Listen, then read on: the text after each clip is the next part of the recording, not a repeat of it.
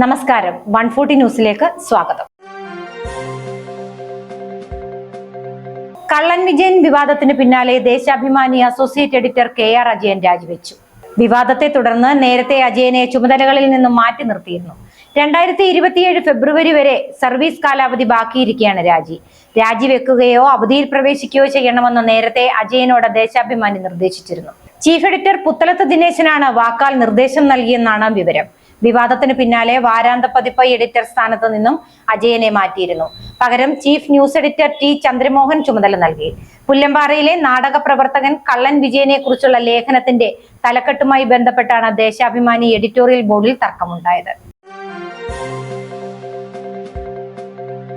DGP S ശ്രീജിത്തിനെതിരെ വീണ്ടും ഹർജി. സർക്കാരിന്റെ ക്ലീൻ ചിറ്റ് ഉത്തരവ് റദ്ദാക്കണമെന്നാവശ്യപ്പെട്ടാണ് ഹർജി. വിജിലൻസ് പ്രാഥമിക അന്വേഷണം കൃത്യമായിരുന്നില്ലെന്ന് ഹർജിക്കാരൻ പരാതിയിൽ പറയുന്നു. ശ്രീജിത്തിന് വിദേശത്ത് ബിനാമി പേരിൽ സ്പാ ഉണ്ടെന്നാണ് ഹർജിക്കാരന്റെ ആരോപണം. ട്രാൻസ്പോർട്ട് കമ്മീഷണറായിരിക്കെ അനധികൃതമായി സ്ക്വാഡ് ഉണ്ടാക്കി അഴിമതി നടത്തിയെന്നും പരാതിയിൽ പറയുന്നു. വീണ്ടും അന്വേഷണത്തിന് ഉത്തരവിടണമെന്നാവശ്യപ്പെട്ട് ദിപിൻ ഇടവന എന്നയാളാണ് ഹൈക്കോടതിയെ സമീപിച്ചത്. ഹർജിയിൽ S ശ്രീജിത്തിനും സർക്കാരിനും ഹൈക്കോടതി നോട്ടീസ് അയച്ചു. ഈ മാസം 31-ന് വിശദീകരണം നൽകണമെന്നും നോട്ടീസിൽ പറയുന്നു. ആറന്മുളയിൽ വള്ളസദ്യയുടെ പേരിൽ ഓൺലൈനായി പണം തട്ടിയെന്ന് പരാതി. വള്ളസദ്യക്ക് പ്രത്യേക പാസ് ഉണ്ടെന്ന് പറഞ്ഞ് പലരിൽ നിന്നായി പണം വാങ്ങിയതായാണ് പരാതി. ക്ഷേത്രത്തിൽ എത്തുമ്പോഴാണ് അങ്ങനെ സദ്യക്കായി പ്രത്യേകം പണം വാങ്ങില്ലെന്നും നടന്നത് തട്ടിപ്പാണെന്നും പലരും മനസ്സിലാക്കുന്നത്. 3000 മുതൽ 5000 രൂപ വരെ നഷ്ടപ്പെട്ട ആളുകളുണ്ട്. ദേവസ്വം ജീവനക്കാരുടെ പേരിലായിരുന്നു ഈ തട്ടിപ്പ് നടന്നത്. ഇത്തരത്തിൽ ഓൺലൈനായി വള്ളസദ്യക്ക് പണം നൽകിയ ഒരു കുടുംബം 2 ദിവസമായി എന്ന് വരണമെന്ന് സംഘത്തോട് ചോദിച്ചു.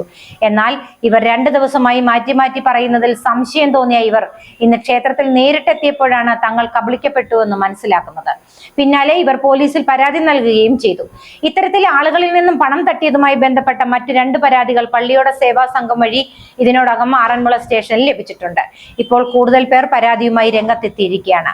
ഇത്തരത്തിൽ ക്ഷേത്രത്തിന്റെ പേരിൽ തട്ടിപ്പ് നടത്തുന്നവർക്കെതിരെ ശക്തമായ നടപടിയെടുക്കണമെന്ന് പള്ളിയോട സേവാ സംഘം ആവശ്യപ്പെട്ടു. അർജുൻ ആയങ്കിക്കെതിരെ കാപ്പ ചുമത്തി. അർജുൻ ആയങ്കിക്കെതിരെ കാപ്പ ചുമത്തിക്കൊണ്ടുള്ള ഉത്തരവ് പുറത്തുവന്നു. ഇതുമായി ബന്ധപ്പെട്ട് കണ്ണൂർ സിറ്റി പോലീസ് കമ്മീഷണർ സമർപ്പിച്ച ശുപാർശ ജില്ലാ കളക്ടർ P വിഷ്ണുരാജ് അംഗീകരിച്ചു.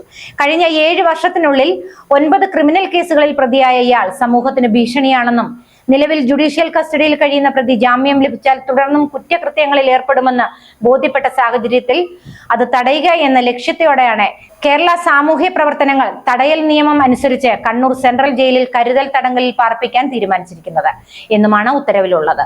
ഉത്തരവ് ഉടൻ നടപ്പിൽ വരുത്തി ഇയാളെ അറസ്റ്റ് ചെയ്ത് കണ്ണൂർ സെൻട്രൽ ജയിൽ സൂപ്രണ്ട് മുമ്പാകെ ഹാജരാക്കുന്നതിനുള്ള നടപടികൾ സ്വീകരിക്കാൻ സിറ്റി പോലീസ് കമ്മീഷണർക്ക് ജില്ലാ കളക്ടർ നിർദ്ദേശം നൽകി. സംസ്ഥാന സമ്മേളന വേദിയിലെ അവതരണവുമായി ബന്ധപ്പെട്ട് ഉയർന്ന വിവാദങ്ങൾക്ക് പിന്നാലെ മിസ നാടകം പൊതുസമ്മേളന വേദിയിൽ വീണ്ടും പ്രദർശിപ്പിക്കുമെന്ന് പ്രഖ്യാപിച്ച DYFI. നാടകത്തിന്റെ പേരിൽ സംഘടനയെയും പ്രവർത്തകരെയും അപമാനിക്കാൻ ശ്രമിക്കുന്നവർക്കെതിരെ ശക്തമായ നിയമ നടപടികൾ സ്വീകരിക്കുമെന്നും DYFI നേതൃത്വം വ്യക്തമാക്കി. നാളെ നാടകം വീണ്ടും വേദിയിൽ പ്രദർശിപ്പിക്കുമെന്നാണ് സംഘടന അറിയിച്ചിട്ടുള്ളത്. നാടകത്തിലെ കലാപരമായ രംഗങ്ങൾ മറ്റ് ഗാനങ്ങൾ ചേർത്ത് വെച്ച് വക്രീകരിച്ചും മനോവൈകൃതത്തിനനുസരിച്ച് എഡിറ്റ് ചെയ്തുമാണ് സമൂഹ മാധ്യമങ്ങളിൽ പ്രചരിപ്പിക്കുന്നതെന്ന് DYFI ചൂണ്ടിക്കാട്ടി. കോൺഗ്രസ്, BJP, മുസ്ലിം ലീഗ് പ്രവർത്തകരും നേതാക്കളുമാണ് ഇത്തരത്തിലുള്ള വ്യാജവും വികൃതവുമായ പ്രചാരണങ്ങൾക്ക് പിന്നിൽ. ചരിത്ര വിരുദ്ധതയുടെ കാര്യത്തിൽ BJPയും കോൺഗ്രസും ലീഗും പരസ്പരം ഐക്യപ്പെട്ടിരിക്കുകയാണെന്നും സംഘടന കുറ്റപ്പെടുത്തി.